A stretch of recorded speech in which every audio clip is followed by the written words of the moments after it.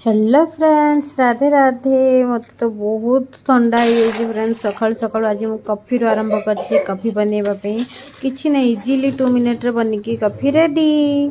आउ क्षीर को आनीदे कि समय फुटे सारा क्षीर को देखो आनी दीटा कॉफी कॉफी दीटा पकई कॉफी दीटा कट करके देखो क्षीर फुटी सारा ना एवं देदेवा घर प्राय आम समस्त ठंडा है। बेंगलोर तो बहुत खरा हो ये बहुत माने आम 3 जन जाक पूरा ठंडा हो जाए बहुत जोर नाक चुटे आयु को भी बहुत खास हो जाए। कॉफी पकई भल भाव मिक्स करदे मिक्स कलापर पूरा ओल्लईदेवा हल्का चीनी पकईदे स्वाद अनुसार आप चीनी जी मीठा दरकार से पकड़े बनीगला आमर कॉफी देखु। आउे आयुर फ्रेंड मम्मी भी आसती तो मिसिक आम ये कॉफी एंजॉय कर फ्रेंड्स।